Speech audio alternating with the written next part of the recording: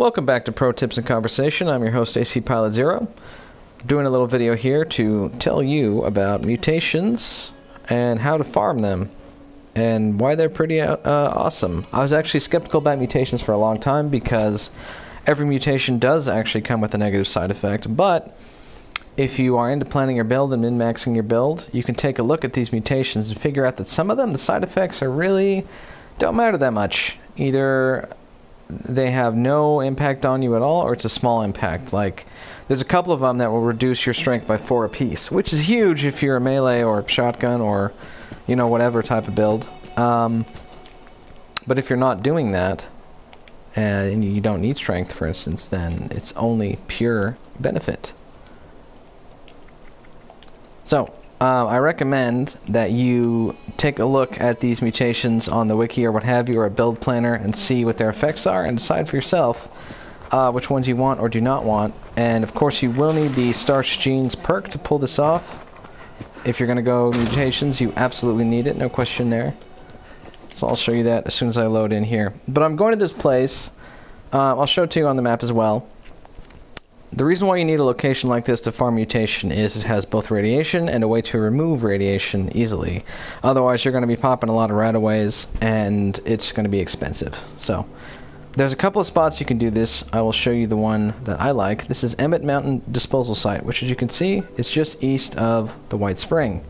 Right over here where this big truck is at. So, here's your radiation sources, these barrels, and here is your radiation shower. So, I'm going to sit here until I get irradiated. I recommend you do this without carrying junk on you, because you're probably going to die, and then you're going to drop your junk, and that might be upsetting. So I'm just collecting rads, waiting for mutation to pop up. You'll see it in the upper left when it does hit, which should be soon, I hope. Hopefully we won't have to go through a death, but sometimes you do. It's random. So it doesn't really matter if you die in here. Don't sweat it. Just, you're going to drop your junk. You know, definitely don't do this on survival. That'd be a terrible idea. But if you're just doing adventure mode, it doesn't matter. You know, if your junk is stored and safe, you won't lose a damn thing. Alright, so let me just check and see. Oh, I mutated. I gained Twisted Muscles. So, effects. Twisted Muscle, you can see it there. Melee damage chance, minus gun accuracy. So I'm a stealth sniper build. That's a terrible mutation for me to have. So now to get rid of it, turn on the shower. I recommend you go slow, because you could lose all your mutations. So when you remove rads, see that? I lost Unstable Isotope. It removes a random one.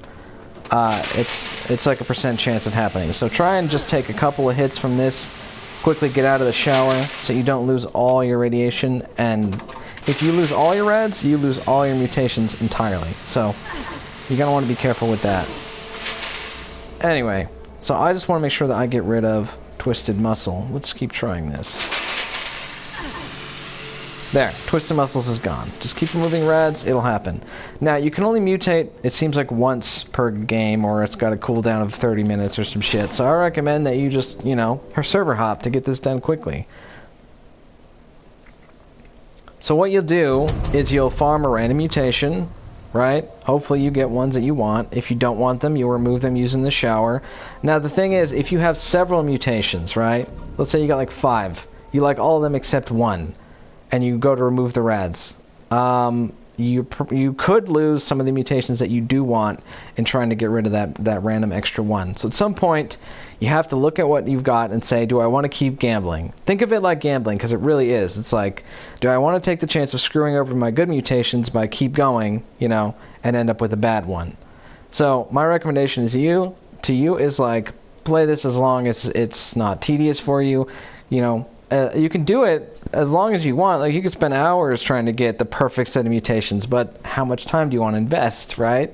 So usually I get like 4 or 5 of the ones I want, and then I stop. That's when I put Starch Genes on to lock those in. And then the other mutations I want, I will buy either from the Science Wing or other players or what have you. By the way, if you didn't know that, you can buy mutation serums in the Science Wing of the Enclave. But a lot of they're very popular these days, so you can find them serums for sale a lot of times in vending machines on like endgame players who are farming the Scorch Piece Queen and whatnot. Apparently she's the one who drops mutation recipes, so that's where you can get that. But if you don't have the caps, this is a you know, a really zero caps way to farm mutation, as I've just showed you.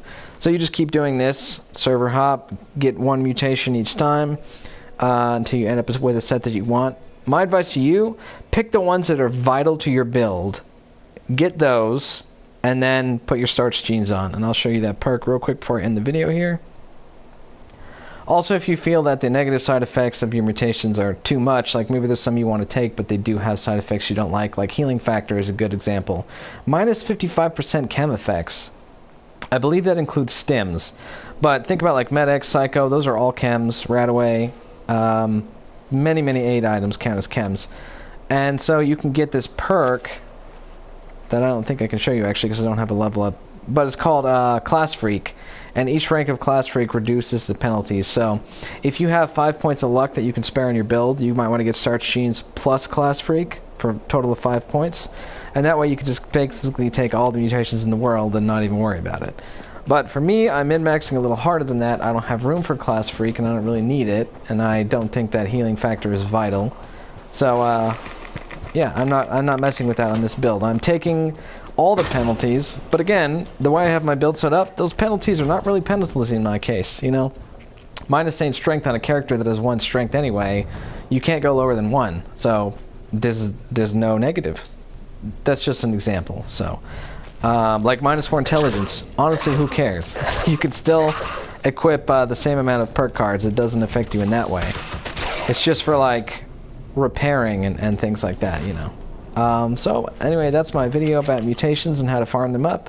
There's plenty of research out there you can look into if you want to consider using mutations yourself. But listen, after being a long-time doubter, I will say to you this, you're better off with them. So it took me a long time to come around, but I tell you, it's really worth it. So definitely look into mutations. And that's it for me. AC Pilot Zero signing out.